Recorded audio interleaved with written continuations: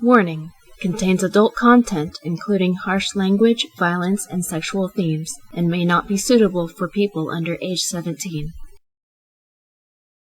Haku rolled on his back, purring loudly, and Koto scratched his furry chest. He smiled as Haku grabbed his hand with his front paws, started to gnaw on his knuckles, and kicked with his hind legs at his wrist. Koto laughed, playing with the cat and growling at him gently, and he winced as Haku left scratch marks all over his hand. Something happened that made Koto stop dead. It had gone silent in the room for a minute, and then heard Mina gasp. "Akira! What are you doing?" Koto stood up and moved closer to the door, listening. "Come on, Mina," Akira said softly. "I've waited for you for so long, ever since you rejected me in high school." "But I don't like you like that," she said urgently, and it sounded like she was struggling to get away from him. There was a sudden thump, and Mina let out a little scream. "Let go of me!" "I can't contain myself," said Akira loudly. "I will have you, Mina. Don't you dare defy me." "I said let go! Do as I say, you stupid girl! Let go!" Koto pushed through the door, making it slam hard against the wall. He was livid, breathing rapidly as he stared at Akira, who was on top of poor, distressed Mina, pinning her to the bed. Koto took one step, grinding his teeth. "Get off of her," he said each word quietly, but in a menacing growl, taking another step. Akira laughed, not moving an inch. "Koto," Mina said, nearly crying, still struggling to get free. "I said get off of her!" Koto hissed a little louder. "Don't make me ask you a third time." "Or what?" said Akira in a cocky voice. "You'll sick your cat on me." He didn't quite finish his sentence, for Koto had lunged with incredible speed at Akira, grabbing him by the hair and pulling him off of Mina and onto the floor. "What did I say?" Koto shrieked, and he banged Akira's head on the wall, hard. Mina was on the bed, watching in fright, her hands covering her mouth. You bastard!" said Akira in a shaky but determined voice. "Goddamn fag—" Koto slammed his head on the wall 3 more times, just as violently as the thirst. "Shut the fuck up!" Koto grabbed the collar of his shirt to make him stand, and then punched him right in the nose, sending him back to the floor with a loud thud. Mina let out a tiny gasp. Koto grabbed Akira by the ankle and dragged him out of the room, standing him up and slamming him against the wall by the door. Mina followed, but kept her distance. "Who's the pussy now, you filthy little prick?" he growled through clenched teeth. Akira stared at him with horror, his temple and his nose bleeding freely. Koto took his thumb and index finger and jabbed them right under his chin, where the stylohyoid muscles were located. He applied a tremendous amount of pressure, and Akira struggled, trying to yell. "I'm sorry," he gasped, flailing weakly. Sorry, let go!" Koto punched him hard in the gut and released his throat. Akira crumpled to the floor, holding his throat and panting, staring up at Koto as if he was a terrible monster. "You listen to me, and you listen to me carefully," Koto spoke threateningly, Mina still watching the scene with wide eyes. "You are to leave here and never return. You will never touch Mina, and if I hear that you so much as spoke to her, I will hunt you down and kill you myself. I am your worst nightmare, Akira. You do well to obey me, got it?" Akira nodded, frantically and wordlessly. Koto picked up Akira's shoes and threw them at him. "Get the fuck out." Akira whimpered, clambering to his feet and sprinting out of the apartment without so much as a glance behind him. Koto gently shut the door and faced Mina, afraid of what she was about to say.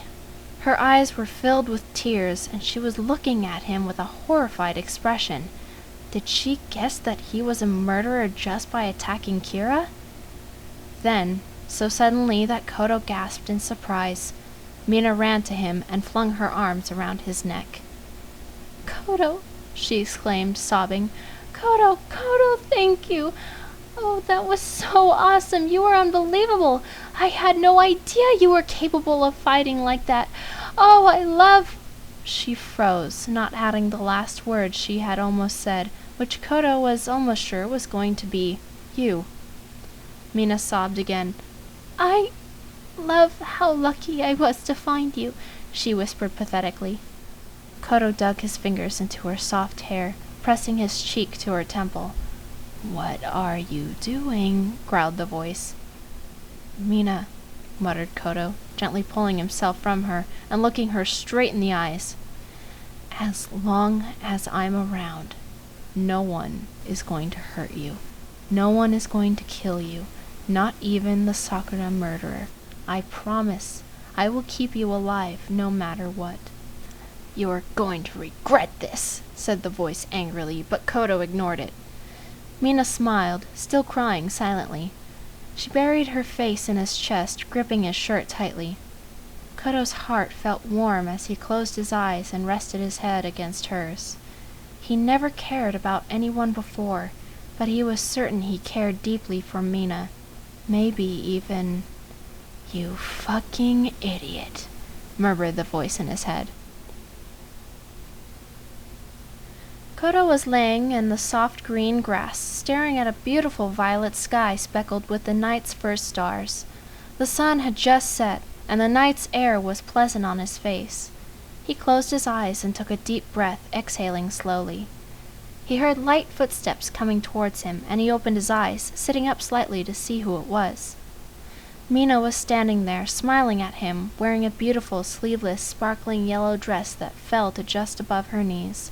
It gracefully danced around her legs from the current of the gentle wind. "Kodo," she whispered, her eyes glittering with admiration. She ran towards him, dropping on her knees and laying on top of him, her hands resting on his cheeks. They stared into each other's eyes for a moment, and then their lips met, locking in a passionate kiss. Kodo closed his eyes, his heart beating with intense happiness, caressing her back gently with one hand, the other resting on her thigh. Mina gripped his hair tightly, pressing her body against his.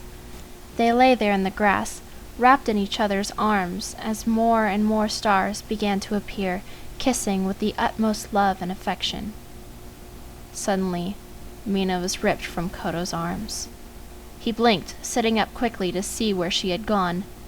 His face grew pale as he saw his father holding Mina from behind, one hand over her mouth and his other arm wrapped around her arms and torso. She was struggling and whimpering behind his hand, staring at Kodo, pleading for help. Kodo stood quickly, staring at his father with fear and hatred.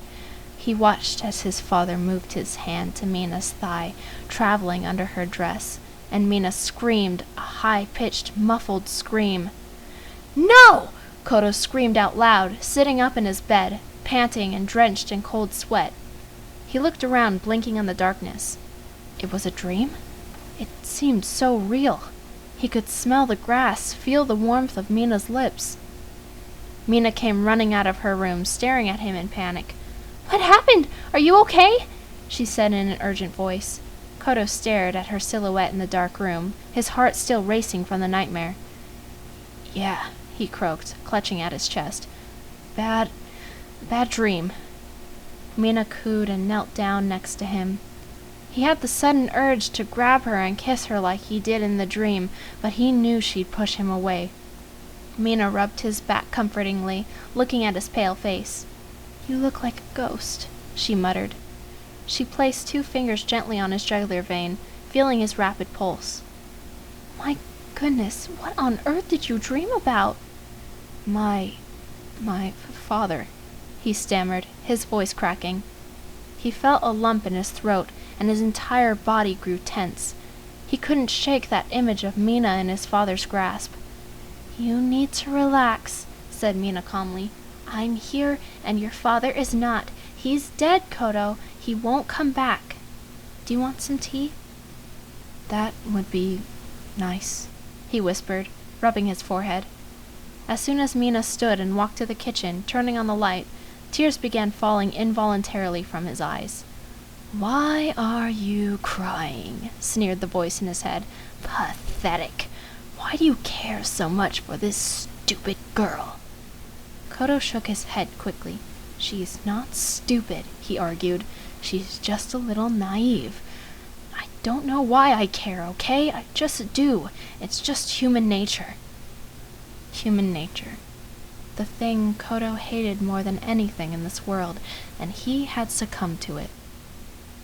Mina finished making the tea, in which time Kodo had wiped his tears away. She handed him the mug, and he sipped slowly, letting the steam fill his nostrils, relaxing him. They sat in silence, Mina watching him with a worried expression, and Kodo simply drinking his tea. "Are you going to be okay?" she whispered to him finally. Kodo took a minute before he responded. "Of course I am," he said with a smile. "I have you to take care of me after all." Mina was silent, but Kodo was sure she was blushing. "What are friends for?" she murmured sheepishly. They were silent once more, and after a moment she stood and turned off the kitchen light. "I'm going to bed," she said in a quiet voice. Try not to have any more nightmares, okay?" "I'll try," Kodo replied softly. "Good night, Kodo," she muttered and returned to her room. "Good night," Kodo whispered, but knew she couldn't hear him. He placed the empty mug on the carpet next to his bed and slid under the covers, his mind racing.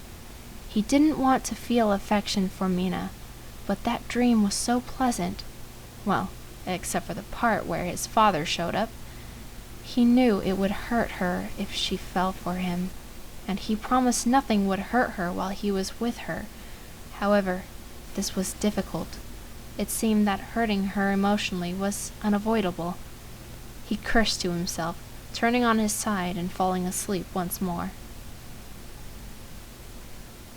Kodo woke up to Mina's voice speaking rapidly to someone. He didn't hear a second voice talking back, so he sat up and looked to the kitchen where she was standing, her back turned to him. She was on the phone. No, I know, Hima, but will you just shut up for a moment?" She seemed to be arguing with someone, but trying to be quiet, apparently afraid to wake Kodo. "Hima, you don't know him. He may have been homeless, but I've known him for weeks now, and he is so sweet and gentle. Well, except for when he beat the crap out of that pervert, Akira. Do you remember him? He's an asshole." Kodo didn't want Mina to know he was awake and listening, so he lay back down and closed his eyes, pretending to be asleep in case she turned around. "He's really cute, too. No, well, hot. He's hot, okay? Oh my god, Hima, you need to meet him. I told Saya about him, and she's all like, you should go out with him. You know Saya." Kodo blushed, covering his face with his blanket. "We should all hang out sometime. You two are my best friends, and I miss you." "Fine, you don't have to meet him yet. Another time, I guess." "All right, Hima." "Okay, talk to you later. Bye." Kodo heard her moving about the kitchen, probably getting ready for work. Kodo decided he would wake up now. "Oh, Mina," he said in a mock-tired voice. She jumped, dropping a glass, which shattered. Kodo bit his lip, standing quickly to help her clean up. "Sorry, I didn't mean to frighten you." "No, it was my fault," she stammered, blushing furiously as she tried to clean up the glass. Kodo was helping, and his hand touched hers, and she jumped again. Immediately following was a cry of pain, and she looked at her index finger, which was bleeding rather profusely. Kodo's heartbeat sped up as he stared at the crimson liquid slowly oozing from the cut. Oh no, she squeaked. He assumed she was afraid of blood. Kodo was not, however. "You want it, don't you?" whispered the voice in his head. "You want her blood. You crave it. You want her blood." Before he could stop himself, before he could sort out the consequences of his urge, he gently grasped her wounded hand and raised it to his lips, sucking on the cut. Mina winced, the wound stinging slightly, a bewildered expression on her face. Kodo, she whimpered. Why? Kodo closed his eyes, licking her cut until it stopped bleeding. He looked at her finger. The cut was much smaller than it seemed when it was bleeding. He came back to earth, his eyes widening. He'd done it now. Surely Mina thought he was deranged after a stunt like that. He had to come up with something fast.